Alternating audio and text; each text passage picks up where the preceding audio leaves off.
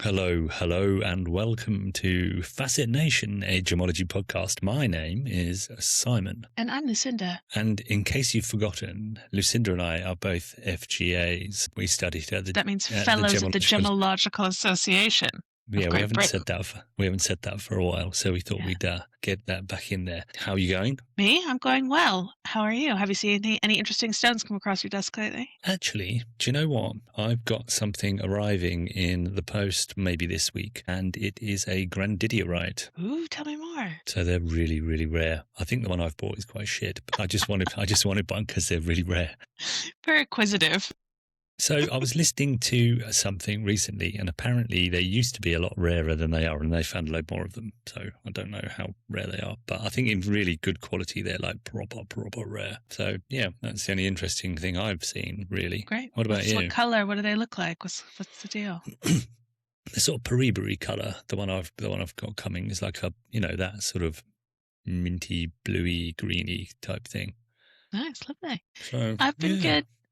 It's all teal sapphires from as far as the eye can see at the moment. It comes in waves, doesn't it? But we did get a demantoid a little while ago, and that was really fun to look for. Some beautiful ones. Yeah.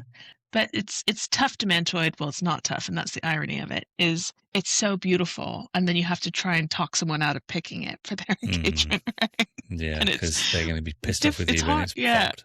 Exactly. But hopefully there's a beautiful demantoid in my future as a pendant. Okay. Nice. Okay, that's a good place for it, to be fair. I agree. Yeah, well, I'd like to see that. Yeah, I mean, they're lovely stones and nobody uses them because they just give up on life immediately. Yeah, I love that sort of greeny, yellowy colour. With the colour or the fire, which we will touch on in this episode because we are talking about colour. It is the second in our series that will go on for quite some time, I would imagine. But don't worry, guys, we're going to intersperse it with some other topics. But today is also, along with being under the color umbrella, is an instrument episode. We are going to teach you what real gemmologists in the field and in their burrows in Hatton Garden are using to identify gemstones. What are we talking about today, Simon? We're going to talk about the spectroscope, which is a fun one because it includes lots of nice colours and patterns and things for you to analyse.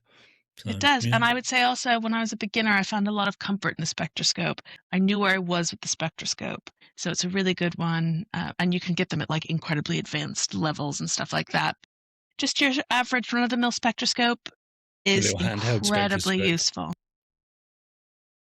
So, yeah, the spectroscope basically works on the principle of selective absorption and complementary colours. And it's basically, we're going to talk about why gemstones appear to the eye as the colours that they actually are. Exactly. And we'll explain what the spectroscope is, of course, and how it can help you to identify gemstones based on how they absorb light. You can whip it out of the pub. Like, it's a great one, especially for, I know the moment I said that, I thought, did that sound Dutch? Have you been taking your spectroscope out at the pub? Are people interested in that? When I was a baby gemmologist, I was taking all my stuff out. In the pub. Yeah. I was like, check out the Polariscope, y'all. Have a look. For me, it's less about whether other people are interested in it, but more about whether I'm interested in Fair doing enough. it. Being forced to listen to you show them the spectroscope. I mean, so it might inspire some people to listen to the podcast and then do their qualifications and do some learning. So I think you're doing a good service. Supporting the field of gemmology, which people are very interested in gemmology generally. I think people are more interested in it than we realize. Maybe not at the depths that we are delving to, but... No, that's probably fair, but, we're working hard to try and change that. Exactly. So there are two types of spectroscope. Simon, tell me a little bit more about the broad world of spectrometry, however you say it. Spectroscopy. Spectroscopy. I've seen it written. I don't think I've ever said it out loud. So, yeah, there are two types of handheld spectroscope. There's the prism one and the diffraction grating one. Now, we're going to explain what that means, but effectively they both work by splitting white light into the colours of the spectrum because you need to be able to see the spectrum to be able to see which wavelengths are being absorbed by the material. Exactly. And there are two ways of splitting white light into the spectral colors when it comes to handheld spectroscopes, and that is diffraction and dispersion. So why don't you tell us about dispersion? Sure. So dispersion is the splitting of white light into the spectral colors, aka a rainbow, as it passes through two inclined faces of a transparent material. So this is basically a prism. I grew up in California. People would hang prisms on their porches, and then they would kind of throw rainbows on the wall. That kind of hippy-dippy Arizona vibe is exactly what we're talking about here. Nice. And I know I would say it's a very West Coast thing to have a prism on your porch. Okay. And the reason it's able to do that is sunlight. Exactly. The sun shines there, unlike this cursed place where it has rained for 6 weeks now, every day. It's rained every single day this year in 2026 in the UK somewhere. That does not surprise me at all. Every time I step out of the studio, I'm like, this is awful. Anyway. Sorry. So. Took you off track there a little bit. It's okay. It's okay. The schedule. Cast your mind back to sunny California, guys. You're seeing these rainbows. Why is that happening? It's because the amount each wavelength slows or bends as it enters a material at an angle. So, for example, your prism is then amplified by the second face. And this can be measured. Tell us how, Simon. So, dispersion can be measured by gauging the difference in refraction from the violet to the red. So the violet bit is measured at 430.8 nanometers. That is known as the G line. And the red is measured at 686.7 nanometers. That is the B line. Now, these letters, so the G and the B, refer to prominent Fraunhofer lines, which range from A to G across the spectrum.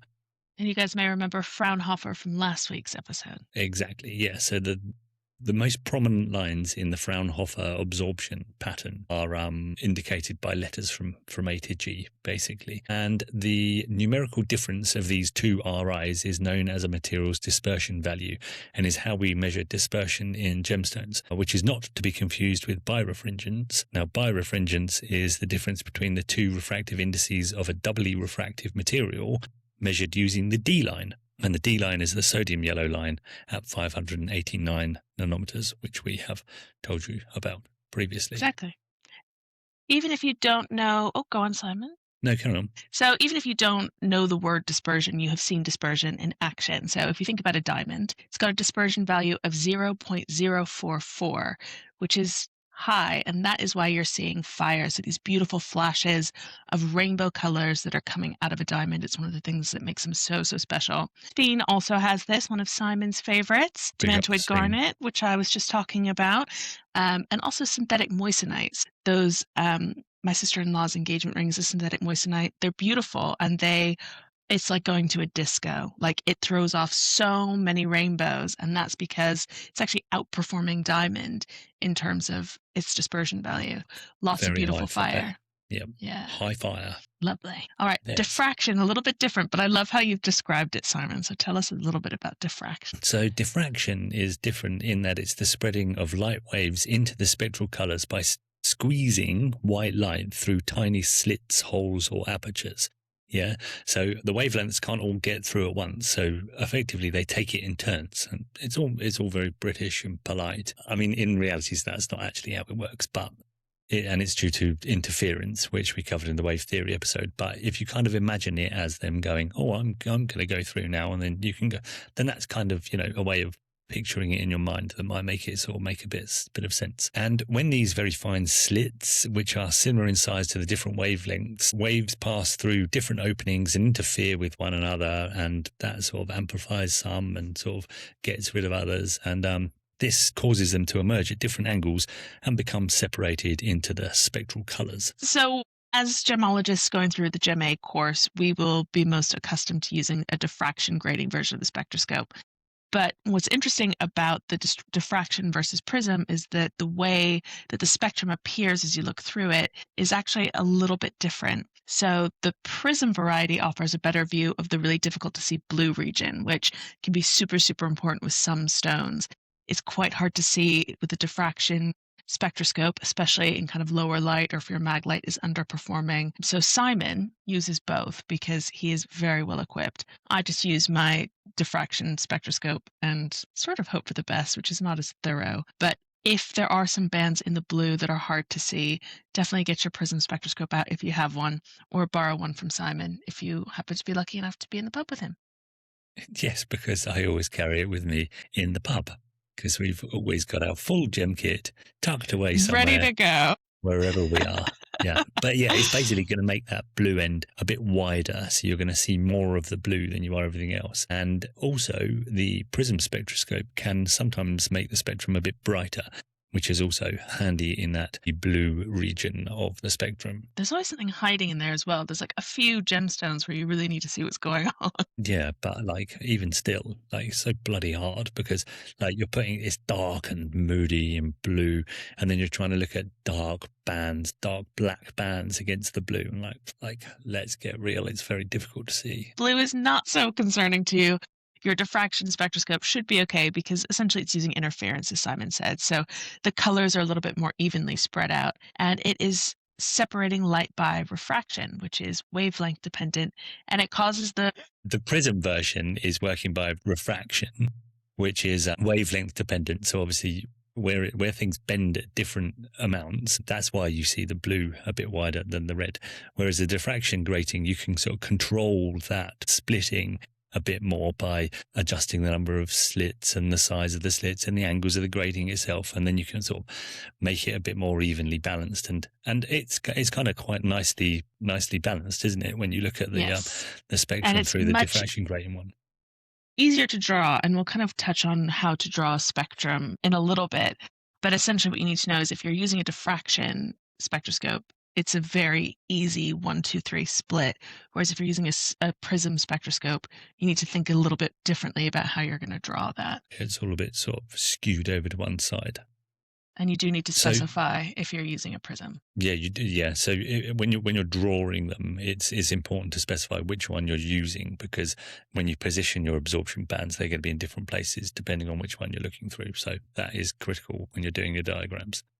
Exactly. Why don't you tell us what the little thing looks like? Well, as you've said, it looks like a mini telescope, which is totally true. It's basically a tube with a hole at either end. One of them looks like an eyepiece, but is not an eyepiece. And so I spent the entirety of my Gemmology career putting it on the wrong side and then being quietly humiliated and switching it. But essentially it's a tube, and then either side, it either has a series of prisms in it, which would be your prism spectroscope, or it has a diffraction grating. So it only works if you're looking at a light source through it, which is really important to note. You'll look through it, it's not going to be impressive. That doesn't mean it's broken, it doesn't need batteries, anything like that. It does, however, need light. And what's really cool about it is when you look at the light source, you'll see how that light source is composed, what all of the wavelengths within that light source are, which is really cool. And so last week we were kind of shocked and horrified at the lie that is fluorescent light, where it's actually just a few wavelengths, very narrow wavelengths of light, and your spectroscope will tell on fluorescent light immediately. Whereas the sun will have mostly a full spectrum with what we discussed last week, which is those Fraunhofer lines. And then your halogen or your fiber optic light, the kings of Gemmology, will have all of your wavelengths. So they are perfect to test with. So put the right light source on the right end so they're touching. And what that will do is that will prevent all of these bad light sources from creeping in and fucking up your results. Yeah. And if you're looking directly at your light source through the spectroscope and you see the full range of the spectrum, you're basically in business, and we can start sort of looking at. And I would actually encourage everybody who's just a bit of who's curious about the world to start looking at different light sources with your spectroscope if you have one in your pocket at the pub, for example, because it just tells you a lot about the world and how everything is operating around you without you even realizing. Yeah. So we were talking a little bit ago about drawing the spectrum that you see through the diffraction grating one. You said you sort of divide it nicely into thirds, and that's absolutely true, because if you do get you'll have like a rectangular box basically which you'll draw, and then you'll divide it into thirds, and that'll be your blue on the left, your green in the middle, and then your red on the right. And then to get the other colors in, you basically cut the blue one in half, so that's the violet to the left and the blue to the right, and then just either side of the red and green divide, you're going to put a little line to the right of that, or a little notch, should you say. You don't want to start drawing lines in your spectrum, because once you start drawing lines, absorption lines. I've done that so many times and I had to rub the bloody things out. This is why you have to get the friction pen. Erase, man. Got to erase. Exactly, because you're going to make stupid errors because, we're all not perfect. And life is stressful. But either side of that divide, you're going to draw a notch to the left of the divide, a notch to the right, and that'll be your yellow to the left and your orange to the right. Exactly. So there are two techniques for actually using the spectroscope. Which do you prefer, Simon? What's your favorite? I basically only use the transmitted light technique because the other type I find quite difficult. Yes, so there's basically the spectroscope on easy mode, spectroscope on hard mode, and you would only really shift gears to hard mode if you absolutely must. So we'll discuss why. But first, easy mode. This is called the transmission technique or the transmitted light. It uses transmitted light, basically. Lovely, easy. You put your gemstone table down onto the end of your light source, wedge it between the light and the spectroscope, poke the coulee into the end if it's faceted, just get full contact, as much contact as you can, and then pass your light through the gemstone and into the spectroscope. What's going to happen is all of those wavelengths are going to go into your gemstone, pass through it, so they're going to be changed by whatever is going on in that gemstone, and then they're going to go straight into the spectroscope, and that is going to show you a pattern of what is being absorbed, what is being transmitted, which can be conclusive in some instances. Mwah, chef's kiss. Easy peasy. Lovely. Except when your light isn't bright enough because your mag light's dying, or you've got a very tricky gemstone that doesn't like to show off what it is, in which case tell us about your silver bullet technique. It doesn't always work. It's actually quite difficult and hurts the neck. Well, so then if you're struggling and not getting much from the stone, you might need to attempt the reflected light technique. So this does the same thing. It shows you an absorption pattern, but rather than transmitting light through the stone, having the stone sort of sandwiched between the spectroscope and the light source, you need to place the stone table down on a dark surface. Now, normally you'd use like your gem cloth that comes in your gem kit. And then you're trying to create a V.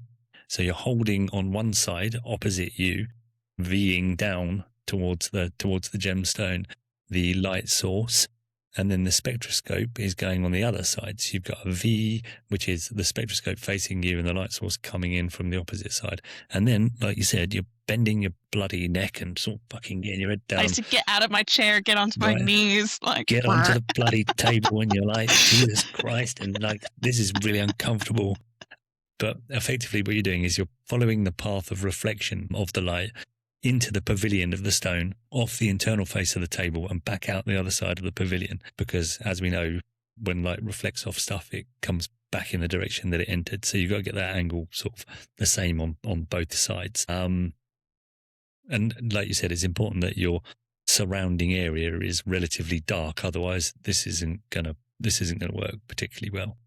No. And you want to see, Craig always said, you want to see the gem kind of glowing. Once the gem is glowing, you've got enough light on it. Yeah, get it right in there. Exactly. And fiber optics is really helpful for this because you can adjust it and then it will hold that place that you put it. So you're not trying to move around and also keep the light steady. Yeah.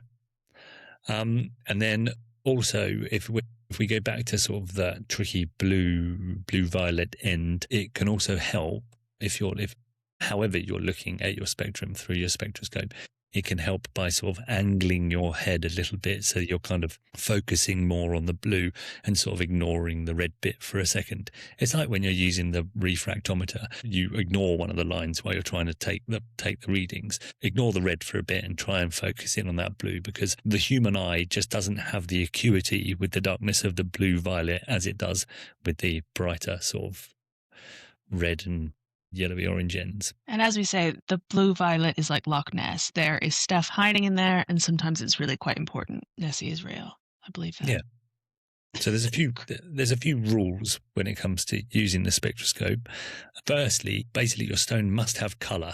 I say must have colour because actually there are a couple of exceptions to this rule in inverted commas, and there's zircon and diamond. Although if you can see the 415 absorption line in a Cape Series diamond, then you're better than me because that's it's right, so far into the violet, literally at the almost at the furthest possible end of the spectrum. Yeah, like, that's for the lab babes. That's hell. one for them. Yeah. That's not happening. I will say, though, Zircon, chef's kiss. And we're going to talk about the spectra that are diagnostic in a minute. When you see one, especially when you see Zircon spectrum, choirs of angels start to sing. It is so good.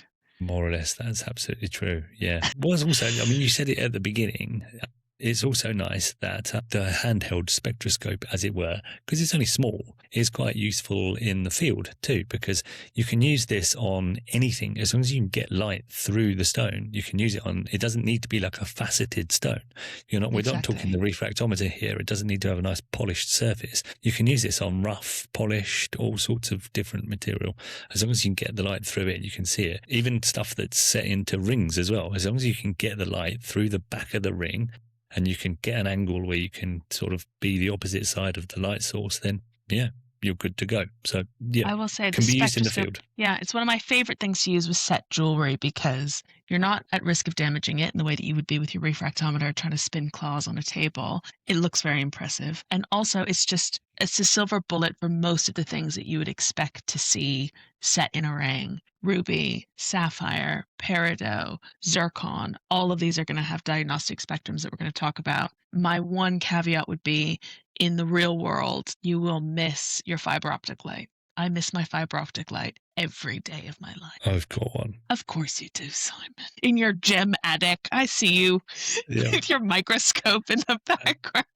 It looks a bit battered, but I bought it quite cheap. They're expensive, so you need to try and find a cheap one. They're worth it, man. They're so good. And once we said this last week, once you've done fiber optic, the mag light just never hits the same. No, and your batteries need to be really fresh to get your nice bright spectrum on that. Not all coloured gemstones actually produce a spectrum.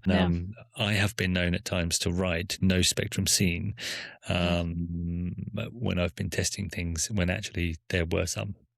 Simon, that's very sloppy of you. I just couldn't see it. I'm not very good with the spectroscope, I don't think. There's some that you're like, oh, that was easy. And then some you're just kind of like, is that what? I think I used to write something really shady, like no useful spectrum not useful. No useful spectrum is a good one, yeah. That's probably better than writing no spectrum seen, because surely there's some absorption going on. Probably, which leads on to our next point, which is some spectra are totally diagnostic. This is silver bullet. These are the ones that you need to learn. I think one of the great benefits that we took from doing the foundation and the diploma back to back is we still knew our spectrums, which honestly is so helpful. So you need to learn them, see them, describe them. I do too, I think. Well, as I was going through the notes for today's episode, I was like, yes, my fave. I have some least favorites, but we'll talk about those. We can get onto them, yeah. Also a couple of other things. The direction of view in the stone is important because pleochroism, which we've spoken about briefly before, but we'll expand further, can vary the spectrum that you see. But also another interesting thing is certain colouring elements have their sort of signature, if you like iron for one. If you've got iron in the stone, then you're going to see a similar sort of pattern or a similar area of absorption. And chromium is going to be another one that's got its own sort of, I'm chromium and this is what I'm doing. Be aware of it, because it's definitely fucked me on one occasion that I can think of off the top of my head. Iron lines. So you see something, you think that it's diagnostic, and actually it's just iron being a bitch. Just iron in something else. It's just ironing away. We get it. You're there. Thank you. Yeah. And last one, Simon. Well, the final bit of housekeeping, I suppose, as it were. Keep your eyes peeled for some brighter lines.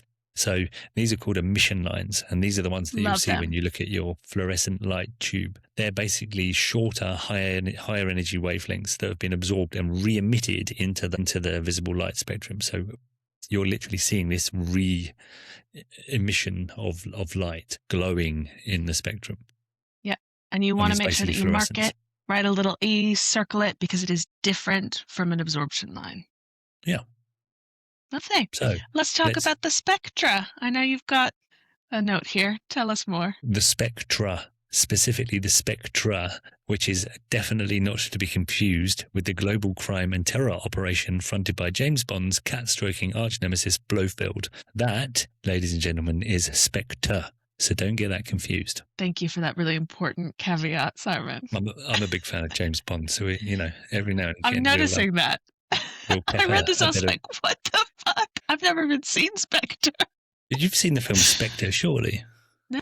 I love Casino Royale. So do I. That's my favourite one. Yeah, I mean, that's the best one. And then I think Spectre is something completely different. Yes. And in case you're wondering, Spectre in James Bond is an acronym for the Special Practical Executive for Counterintelligence, Terrorism, Revenge and Extortion. So there you go. Is that an individual or an institution? It's like an organisation led by Blofeld, who's like the creepy guy that sort of strokes the cat. So when you see things, like if you saw Inspector Gadget, he strokes a cat because of Blofeld from Spectre, from James Bond, from Ian Fleming. I too stroke a cat, but only because they demand it.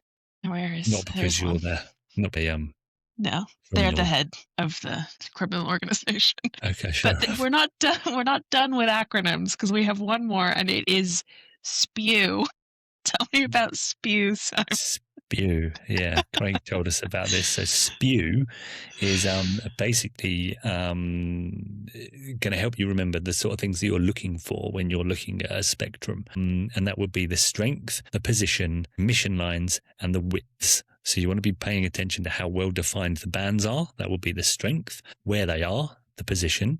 Check for those emission lines. That's the E emission. And note whether the absorption is a line, narrow, wide, or it could even be general absorption of the entirety of one color. Exactly. Make a note of it. Write it down. My favorite is to do M-, Diagnostic Peridot Spectrum. What does M- mean? An M- is a long dash. Is it? Yes. So it's the length of an M. Whereas an N- is the length of an N. It's a short dash. Never in my life have I heard that before. I was a copywriter once. Wow. And a magazine editor, so I had to learn all that kind of shit. Oh, I see. So when you look at your computer keyboard, there are two dashes on that key. One of them is an N- and one of them is an M-. Exactly, Simon. So when do you use... So basically, an N- connects two words, and an M- connects two thoughts that are related but they don't follow on directly. So, for example, you could say like, just thinking of something I just wrote for Cutting Folk, which is my brand. You could be like, rose quartz grows in a massive M-, rarely a well-formed crystal. So like it's related, but it doesn't necessarily follow on directly. It's like a pause. It's a little bit longer than a comma. Well, there we go. You learned They're something very sexy, but day. ChatGPT stole them, so now we can't use them anywhere. They only use M-, from what I can tell, and then that's how you identify someone's done something on ChatGPT. Do you want to know why they do that? It's because all the amazing writers like me loved M-, and that's what ChatGPT learned, and now good writers have to use another tool. Wow. I know. I'm getting excited about the hyphen. Anyway, let's talk about the spectrums. Is a hyphen not just the dash as well? It's complicated. And actually what I meant was... Oh my God, I can't remember what it's called. A hyphen is an M-, a colon, is that right? A colon. Yeah, I like a colon. Okay, well, anyway. Don't get me started on the semicolon. More deviating off the topic, but that's fine. We're learning all manner of things. We're all here. learning together, yes. So let's learn some spectra. Let's learn some spectra, I think is the plural. You can actually say spectrums as well. They're both correct. Yeah, I think it is spectra. Also, that sounds a bit more European, doesn't it? And more criminal organisation. Yeah. All right. Right. So, yeah, well, I'll let you take the first one because you nearly jumped the gun a bit earlier in the episode. So Sorry. That's okay. All right. So, first spectrum. This is, drumroll please, Zircon. Woo! When you get a spectrum, the way that you kind of want to report it is name of the spectrum, parentheses, the element that's causing it. So in this case, it is Zircon is a uranium spectrum. You'll memorize this first before all of the others because it is the coolest thing ever. Basically, if a zircon is heat treated, it will have one sharp line at 653.3 nanometers. This is caused by uranium. Bingo. You're done. If it's not heat treated, there will be a bunch of lines kind of everywhere, but there will always be a line at 653. The minute that you see that, you are done and dusted, absolutely gorgeous. Love it so much. Could look like a rare earth element spectrum, but it's sharper than that, I would say. What do you think, Simon? So I was just going to say, those other lines, that when you see like a whole shitload of lines, that is generally because there's a lot of rare earth elements within the stone, and they're going to be dotted around all over the shop. But yeah, it's that you effectively, when you see lots of them in something you suspect to be a zircon, you kind of want to be trying to ignore them and just focusing on that 653 one. What's cool about zircons as well, and as we all know, I love a metamix zircon. This is very Simon coded. The lines get a bit fuzzy. He loves it. It's eating itself. They're like, fuck. So yeah, you've got they're like shit hanging on for the lines are hanging on for dear life, and they're getting fuzzy as the material decays from within. So cool. 653, guys. That's your magic number. 653. All right. What's next, Simon? Heavy hitter, this one. Yeah. So the ruby spectrum. So ruby is a chromium spectrum. So we're going to be ruby brackets, the R spectrum, chromium. Now, we love going on about chromium, and that's because it's basically mental. But in this instance, it's actually very useful. Now, the ruby spectrum consists of a doublet in the deep red. That's at 694.2 nanometers and 692.8 nanometers. This might glow as an emission line, which is one of the spew things to look out for. There's going to be two fainter lines in the orange, about 668 and 659.5. And then pretty strong general absorption of the green and yellow. So when we talk about general absorption, that basically means it's all gone. And that's centered at 550 nanometers. Now, this is the important bit because chromium spectra kind of have that bit of that shit anyway. But with a ruby spectrum, we're looking at fine lines in the blue, and that's around 476 and 475, 468 nanometers, and then end absorption of the violet. So basically, if you have a red stone with an emission line in the red and narrow lines in the blue, you're pretty much looking at ruby. Do be aware.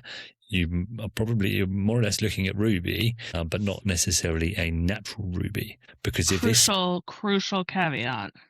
Because if this spectrum looks really neat and like really crisp, then that emission line is like as bright as you like, then you should probably be a bit suspicious. Either that, or you've got some pretty special stone on your hands. Yeah, most likely, you're about to make a lot of money.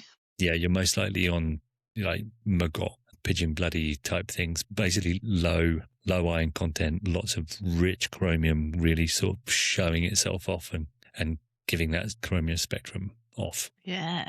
Another chromium spectrum is, of course, red spinel, very similar to ruby. As I always say, I like to think of spinel as kind of chromium's little sister, like it's really trying, but it can't quite get there. So you've got broad absorption in the green, absorption of the violet, and some lines in the red. You could have a doublet, possible emission lines, just like ruby at 686, 675, and they're sometimes referred to as organ pipes. And you may also see 3 weak lines on the long wave side and 5 on the short wave side of this pair, right? So it's going to look a lot like a ruby, except, crucially, you are not going to have lines in the blue. There will be no lines in the blue. So when I have a red stone, I often will look at the blue first when my eyes are fresh, because that's really going to tell you a lot. That's when your prism spectroscope might come in handy, because you're going to be able to focus a bit more on that blue and see if you've got those lines in the blue. Exactly. Now we're kind of moving on to, it's a bit of a hybrid, these next two. So tell me about the emerald spectrum, Simon. So emerald, which is also colored by chromium. So we're going to have another chromium spectrum here. It's got some of the similar elements to the ruby and the spinel spectra, but obviously the stone will be green. So you're not going to confuse it for a red spinel or a ruby, are you? Unless you don't get green emeralds. I mean, you don't get red emeralds, not coloured by chromium, right? But chromium's still doing its thing, even though the stone's green. You're going to be seeing fine lines in the red, usually sharper on the right-hand side at 683 and 680 nanometers, a doublet. You're going to get other fainter lines at 662, 646, and 637. And then you're going to see this sort of like quite weak, murky absorption of the yellow and the orange, circa 580 to 625. There are also some very weak lines in the blue, but you're not going to be able to see them because they're very weak. I mean, even that absorption of the yellow and the orange is pretty weak. And those lines in the blue, Gemma in the notes basically don't even mention them because you effectively can't see them. So don't worry about them. Now, somewhere in the middle of the ruby and the emerald spectrum is another chromium spectrum, which is Alexandrite. This is, in its very fine instances, a color change stone. It is ruby by candlelight, emerald by daylight, and you can actually see that reflected in its spectrum. So what you're going to see is lines. There's usually only one that can be seen clearly. That's going to be in the red, so 683 nanometers. General absorption of the orange-yellow, 560 to 600 nanometers, and then a single line in the blue, but it's going to be very faint, and it's going to be very close to a wide blue-violet absorption band. They cannot stop you from looking at a stone under your daylight lamp and then looking at it with your mag light. So if you think that you're seeing a spectrum that's confusing you, try and do that. Maybe it's Alexandrite. And also that line that's sort of right up butted up to the blue-violet absorption band, you're not really going to see because it kind of just sort of blends in. It's so close to the end of that large absorption band that you're not really going to see it. This next one is quite exciting. It's the most popular girl in school, I always think of it. Tell us about the next spectrum, Simon. The synthetic color change sapphire. Yeah, that's the one. That's our girl. So the synthetic color change sapphire has a vanadium and chromium spectrum. So metal. That is so hard rock. Actually, there's a characteristic vanadium line, which is at 475 nanometers. So basically that's what you're looking for here. It might be faint, and then you're also going to see a bit of chromium doing its thing. So we might have an emission line in the red if it's particularly chromium rich, and it's usually quite bright in synthetics, as we've previously discussed. A sort of weak absorption of the orange and yellow, but yeah, it's that 475 nanometer line that you're really looking for. And obviously, again, these stones noticeably change color, but they don't change color the same as Alexandrite, and people often sort of think of these as kind of synthetic Alexandrite. You can get synthetic Alexandrite, but this is kind of like the low cost version of a It's what they're sold like that, I think, in antique shops. And so people just think that's what Alexandrite is. Yeah. Yes, exactly. It's an imitation Alexandrite, but actually it's not showing the same colors because you're not getting green and red. You're getting more of like a purplish red to a bluish gray. And then obviously you're going to see the VFF striation as well. So yeah, they're quite cool actually. But I quite like not them. the same as Alexandrite. No, they're not the same at all, but they are very cool in their own right. And anything colored by vanadium is all right in my books. It's just a good word, isn't it? It is. Next up, the People's Princess, Blue Sapphire. This is an Fe and Ti spectrum. So iron is going to be doing what iron does. So we're looking for a single band in the blue at 450 nanometers. It might be narrow. It just depends on how much iron there is. Really crucial, fun thing to remember. If you're looking at something, you're totally sure that it's a sapphire, but it doesn't have this line in the blue. That's still a sapphire. It's just a VFF blue sapphire. Meanwhile, Sri Lankan stones are going to have just one line, whereas those really super, like, so blue they're black Australian stones could have a wider band or show 3 separate bands. With spectrums, a lot will depend on the saturation of the color as well, so it's not just a one and done rule. You need to use a little bit of judgment as you're looking at them. Yeah, because these are like the spectra that we're describing here are like typical perfect spectra, and actually nothing in life is perfect and nothing is quite as easy as that. So you've got to interpret these things and sort of see the clues that it gives you. Green sapphire also has an iron spectrum, but this is more like 3 bands in the blue of 450, 460 and 471 nanometers. The first 2 thickest bands might have merged together. Again, other sapphires that are coloured by iron, like yellow and golden sapphires, will have a similar spectrum to this, to the green one. But Sri Lankan stones usually don't have a spectrum, but they do glow apricot-y orange under long-wave UV. So there you go. I see so many or green sass come through. I'm definitely going to try that. I've actually got some in the studio at the minute. Chrysoberyl, Simon, you are single-handedly trying to spearhead the chrysoberyl revolution. I was discussing this in wards the other day and doubtful, but I support you. Listen, wards are just not behind the times. They're not with the picture. Chrysoberyl is going to take over the world, I'm telling you. All right, well, it's also got a pretty confusing spectrum because it is iron just being a bitch again. It is a narrow band centered at 444. Easy, agnostic, but also very easily mistaken for other things. So just make sure you know where 444 is. Yeah, the band's going to be a bit wider than like your other lines that you get in things. So make sure it's sort of centered around 444. Chrysoberyl, we love it. We love it, really. Yeah, we do. Look. Speaking of much maligned stones, what's the next one? The peridot, which again is also got an iron spectrum. Just won't quit this iron. It's all about the iron. Any old iron. It's basically more bands down the left-hand side. This time we're 2 in the blue, 453 nanometers and 473 nanometers, and 1 in the blue-green at 493 nanometers. Now, this looks like cricket stumps. What cricket and green peridot have to do with one another, I don't know, but this is what we were told. This is how we were taught. This is how we remember the peridot spectrum. Peridot, and it does cricket, work. It does work because, like, we remember it. And if you see cricket stumps in a spectrum, it's peridot. Job done. Yep. Another very recognizable one, almandine garnet. So this is an Fe spectrum, iron once again. The yellow is absorbed with a band centered at 576 nanometers. Then there's a band in the mid-green at 526 and a band in the blue-green at 505 with another weak band in the orange. So we were encouraged to learn this by recalling thick, thin. Thick, thin, thick, thin. I missed a thin out. Sorry. In Simon. notes. There's actually, because there's 4, aren't there? So I learned to recognize this purely by looking at it over and over again because it is so distinctive. You see it, relief washes over you. But Simon, you had a special little hack. Tell us about it. It's not much of a hack, really, unless you're of a certain age and lived in Britain and watched sort of 80s sitcoms. But anyway, so it's a no from me, but you go on. So, yeah, so because it's thick, thin, I started to associate that with through thick and thin, like staying with someone and sort of, and that led me on to think of in sickness and in health, you know, like when you're doing your marriage vows, things like that. Mm-hmm. Now, Sickness and in Health was the name of a 1980s British sitcom which featured a character by the name of Alf Garnet. No way. Alf Almandine Garnet, Alf. Do you see where I'm going with this? I see where you're going. I like it. I mean, it's tenuous and probably only helpful if you're at least 45 or over, which I'm not, but I used to watch. I'm getting there. I'm very close. But I used to, like, my dad used to like watching random, slightly racist British comedy, which we didn't really realise was racist at the time. Or, I mean, we probably did, but, you know, that was just what happened then. And we don't do that anymore. But yeah, Alf Garnet, weird, thick and thin, sickness and in health. Jobs are good. That's how I remember it.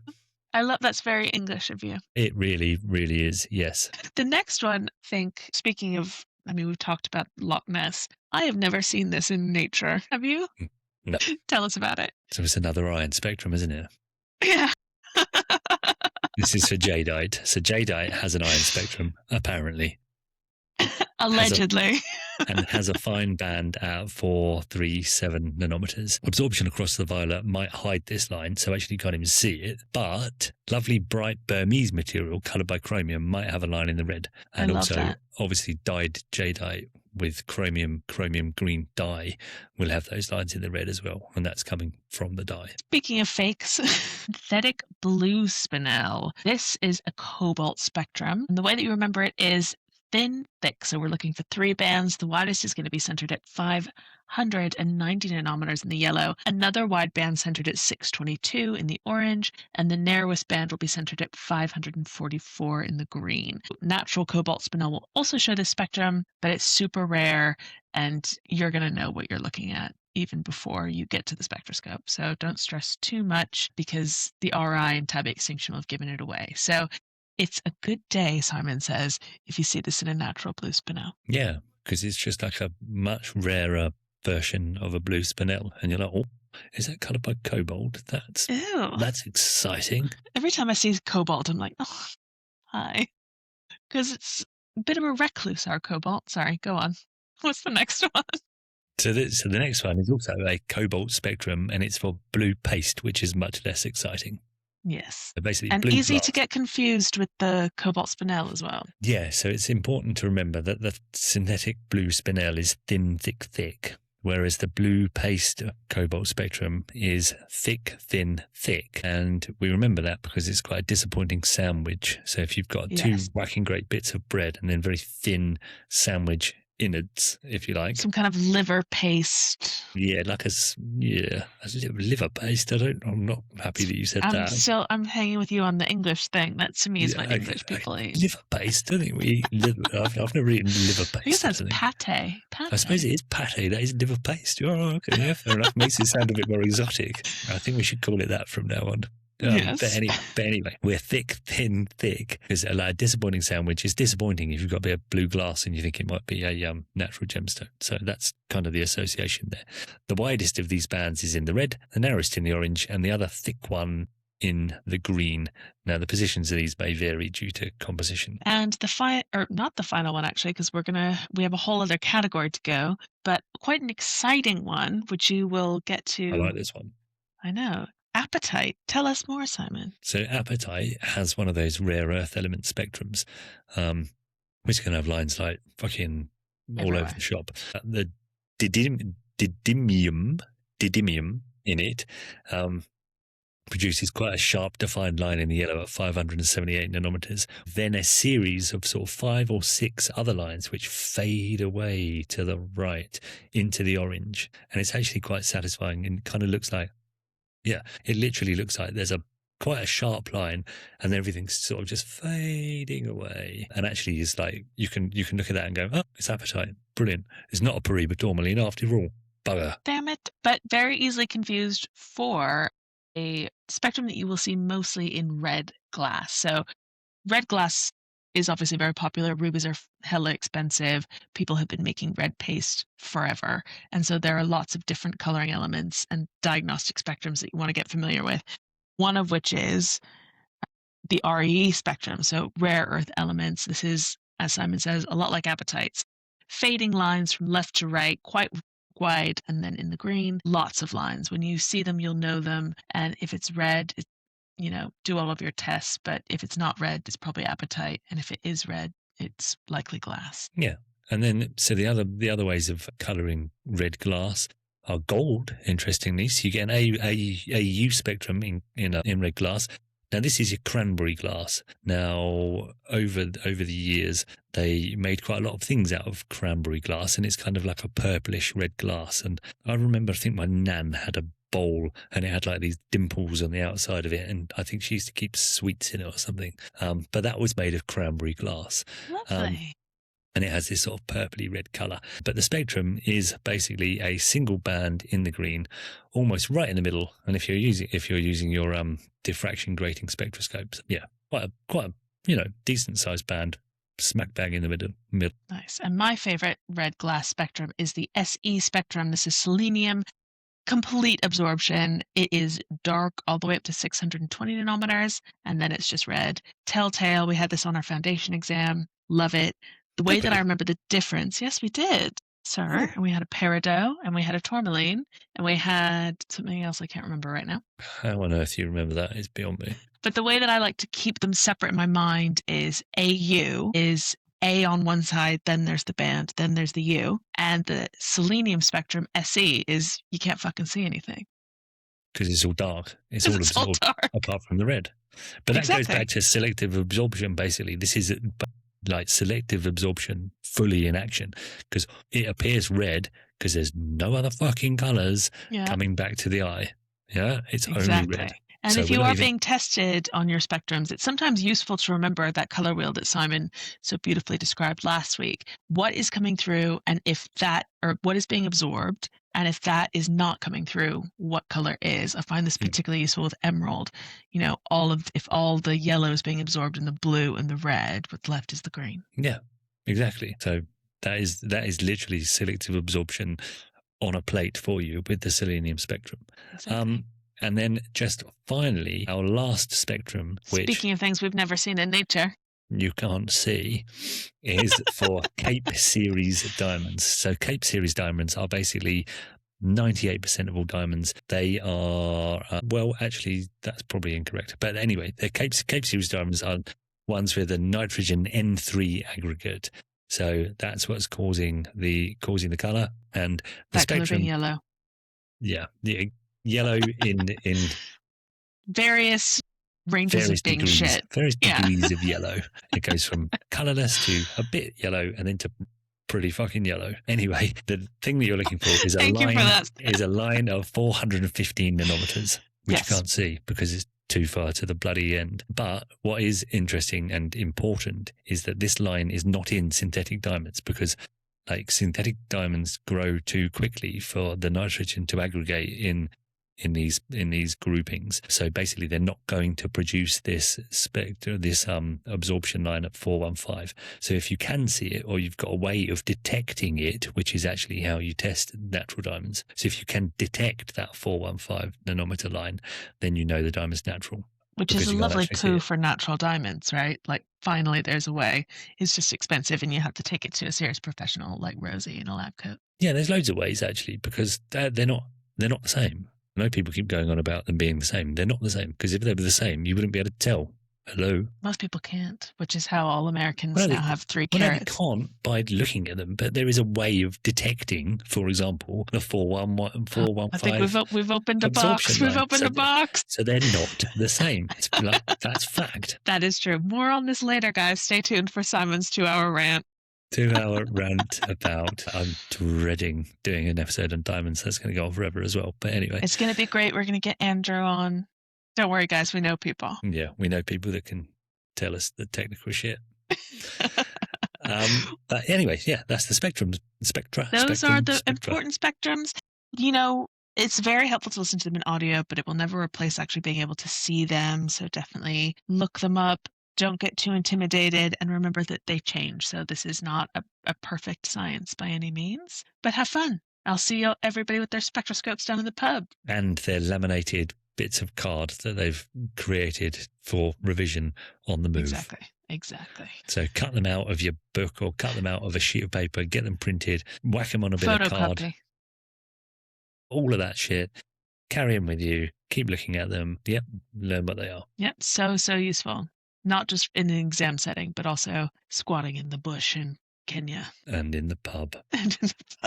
Great. Well, everybody, that is our second in our extended series on color. Simon, any words of wisdom to sign off with? No, not really. Just prepare yourself for the next few, because, yeah. The band gap is coming. Intense. I'm wondering, are we hyping up the band gap too much? Are people going to be disappointed? Yeah, we're probably hyping up the band gap too much, to be honest. To be honest, I don't remember many of the details. No, I'm going to have to look that up. Yeah, we're going to brush up. In the meantime, guys, you can catch us on social media. We are at Facet Nation Gemmology. You can drop us an email, facetnation@facetnation.co.uk. This is always the most difficult part for me. And once again, a big thank you to everybody watching and listening. We so appreciate it. It's so fun for us to yap about gemmology once a week. So yeah, thank you. If you want to yap about gemmology, send us a message and we will... Fabulous. Well, have a great week, everybody, and we will see you back here for another thrilling installment. Yeah. Thanks very much. Bye. Bye.